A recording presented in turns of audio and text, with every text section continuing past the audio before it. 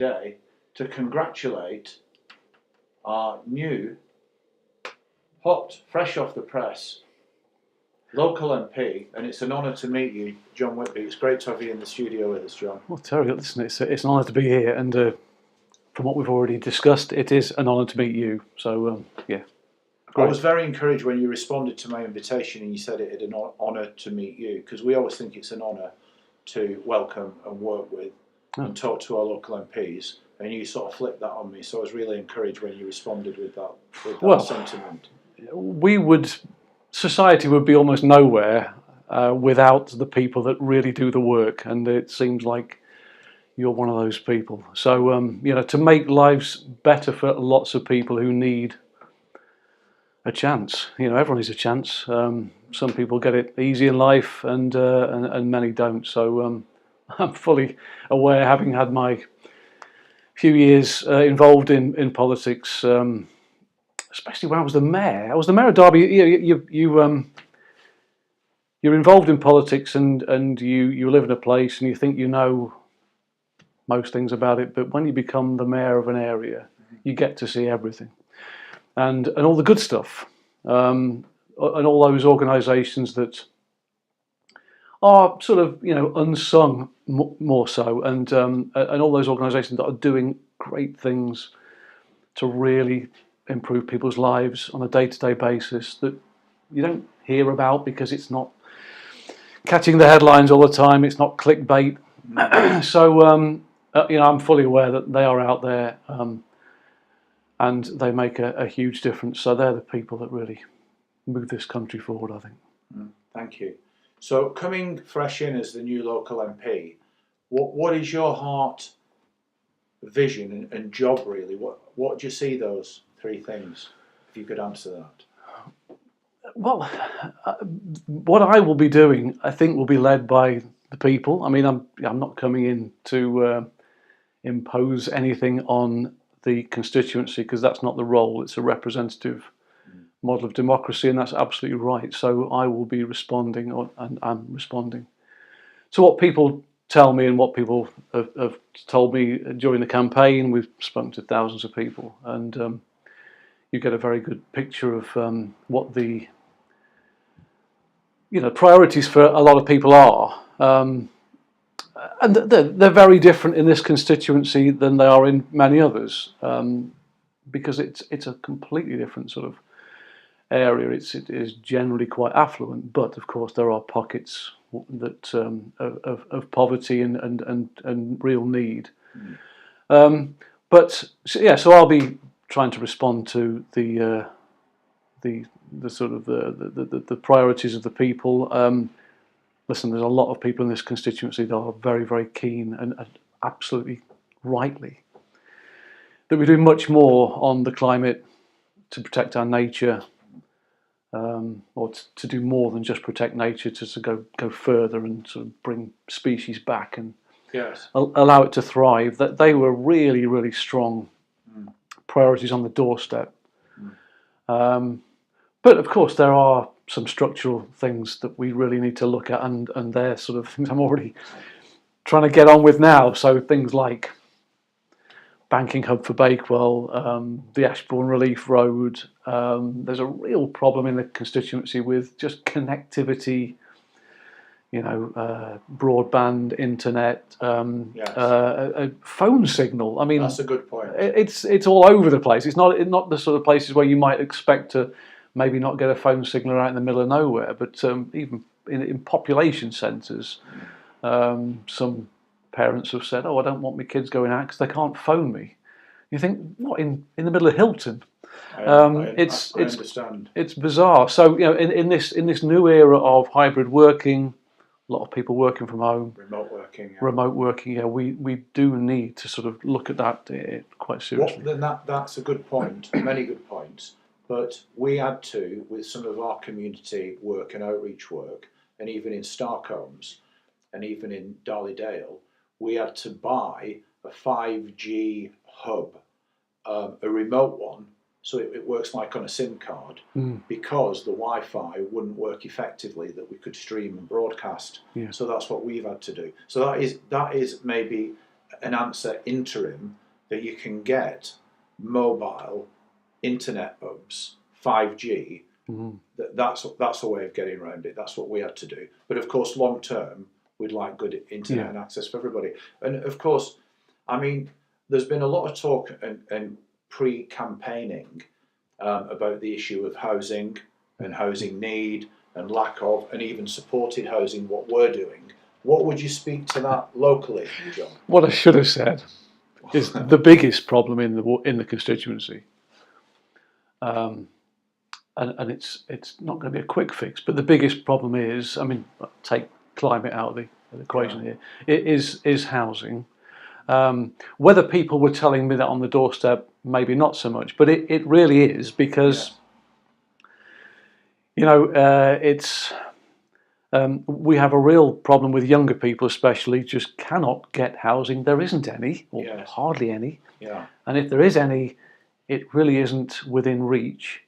And the building that has gone on in the last few years, well, there has been some, of course, but almost an equivalent amount of what has been built has been lost to things like second homes, holiday lets, Airbnbs. So we haven't really moved forward at all in the housing stock, and of course all that's done is kept the housing prices artificially high.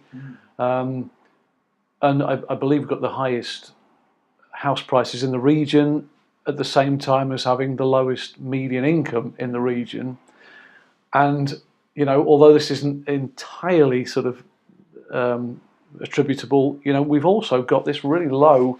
The 18 to 24 bracket is it's the lowest demographic in the constituency. It's about 6%. Yes. So, you know, that whole thing about young people going a long distance to find housing makes a lot of sense, because they just can't afford it here. So are they going 20, 30, 40 miles away to find housing that they can afford? That seems to be the case. And then the knock-on of that, of course, is there are fewer young families in the constituency, there are fewer children being born, and the schools are not getting the children coming through, and that's a problem as well down the line, because they're often the sort of heart of the community. We don't want schools to close, but if there's no kids, that's going to happen, isn't it? So housing is a big problem for all sorts of reasons. Of course, you know, you don't want. Of course, we don't want to avoid homelessness where possible. So housing's a problem, full stop. But also affordable and social housing is a chronic problem. Yes, I'd agree, and we welcome, you know, talking with yourself and the local council and other partners on, I'd call it, innovative solutions. Because Einstein's been credited with this, but it isn't him who said it. It's a good quote.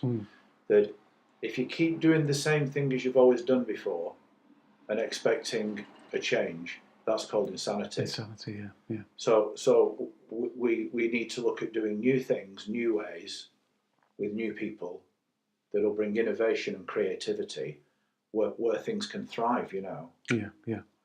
Just new ways of doing things. And that's what I've liked about your government before. They've come in, they've thrown money at communities, but, you know, well monitored and well budgeted, and there's been such a return on the investment. So they put a lot of money into the supporting people contracts. It went transitional housing benefit. It went from the old housing corporation grants to transitional housing benefit that went to supporting people contracts.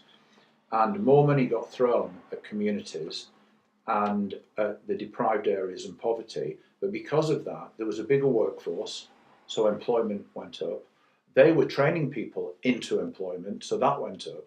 And it was breeding not a victim-based culture, but, okay, we'll meet with people who are victims, we'll work with them, but we'll help them become all they can be and get them on the learning curve, training, development towards working. And this works so well. As a person who managed those contracts, and I actually worked with the government on it, on one of the QAFs, the Quality Assessment Framework, and did a book on it. Not that I'm trying to say that, but I'm just talking about, I saw that work so well. And that was my question to some people who were campaigning for Labour. because it almost became, well, we're not borrowing money, Conservative Labour, we're not borrowing. It was like a we're not borrowing money badge. But Gordon Brown, that was his policy, to borrow money because he got a return on the investment, just not monetary, but a social return on investment. Yeah. No, absolutely. Like I said before, the Sure Start thing was a massive investment in society, in children.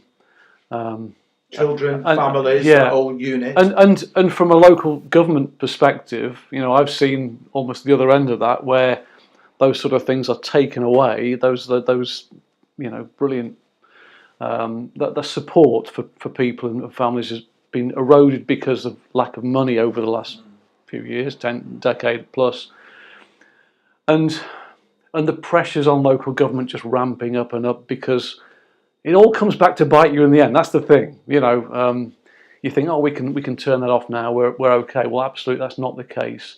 The numbers of children in care, for example, have just risen. Yes. Steadily, not even steadily, quite rapidly over the last sort of decade or so. I think it's another 30-odd% children in care, and nationally, I think, and of course that has unbelievable pressures on local authorities, and they're all in danger of falling over now. It does, John, and let me just speak to that, because I've told you what we've been doing in our supported housing project. We do a lot of work with somebody who might have ended up in care. They come to us. We then work with the family. Holistic development will help them move on. Now, that might not necessarily be in the government's tick box. It might be tick box, train, work towards move on, budgeting skills, life skills, but there's no tick box. Yeah. Do they meet with the family? Do we help reintegrate them to the family unit and work with them? Because, of course, the family support is imperative. Yeah. And what you're saying, the family holistic support is a great model. Of course. I mean, well, from a Derby City Council point of view, and we have done pretty well, I've got to say, on keeping our children's social care budget just about in check. And one of those things is you've got to keep families together if you can. You've got to do the work, absolutely. Yeah. If there's any chance to keep them together, you've got to, because I suppose it's better for the child, better for the family, of course, but financially, you're not paying an absolutely extortionate amount of money to try and find a placement. There aren't the placements out there for a start, and there are elements of the private sector that are milking that problem. And councils can't afford it. So you've got to do what you can before the whole thing breaks down. You absolutely have to. 100%. And things have become tipping point, haven't they? Yeah. As we say now. So before we go, John, would you? I mean, you can greet the people of Derbyshire and share your heart with them and what you'd like to do. And then if you could give us a quote, because you've heard about our housing projects that we've just had elevated to HMO status. That means you can have more than 4. So we've got some multiple occupancy licenses just a couple of months ago, and you're very kindly going to officially open one with the scissors and cut the ribbon. What quote would you give about our housing projects, that the information that you've got and what we do?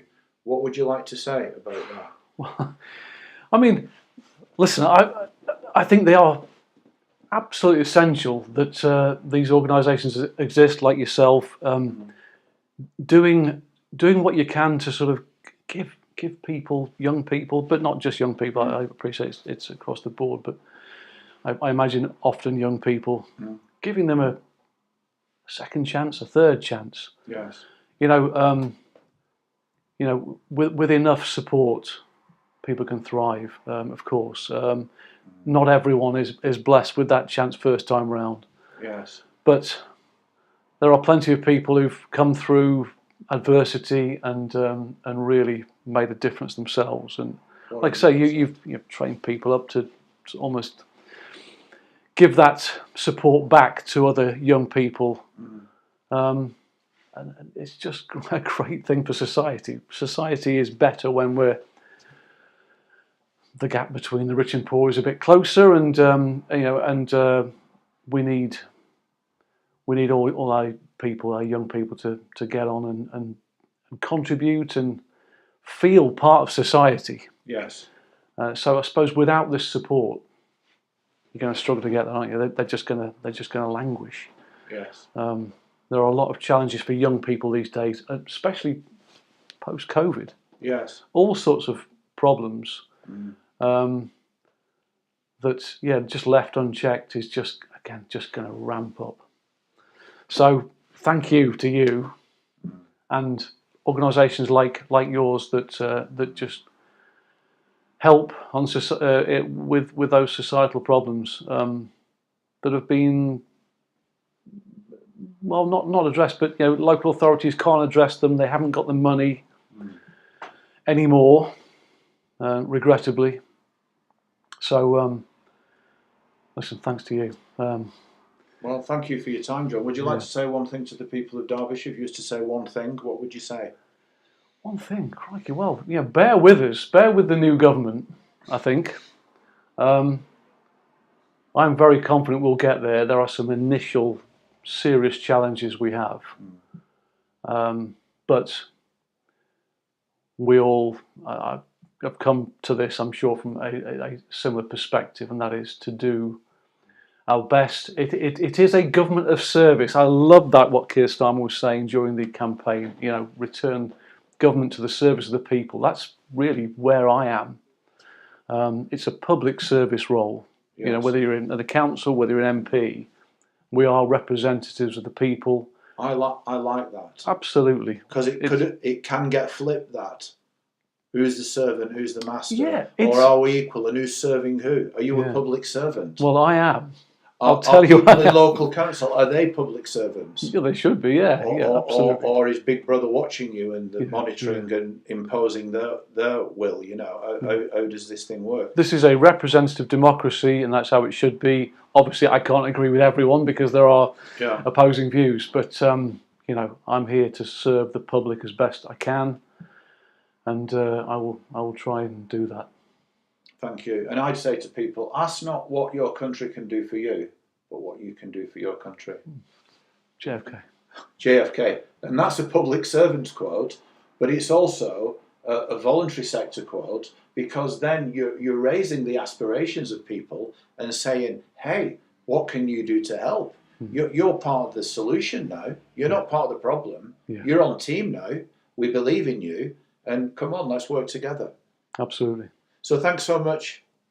No, thank you. Thank John you. Whitby, MV, for your time. I'm not going to make a joke about Whitby. Do you like fish and chips? Scampi. There's a restaurant called Whitby's. I like chips. Yeah, my wife loves chips as well. Yeah. John Whitby, MP, thank you so much. Great having you in the studio with us. Nice and we'll see you soon. Cheers. Thanks, everybody. We're on our way now to do the official opening of one of our HMO supported housing projects. We'll see you soon. Ciao for now.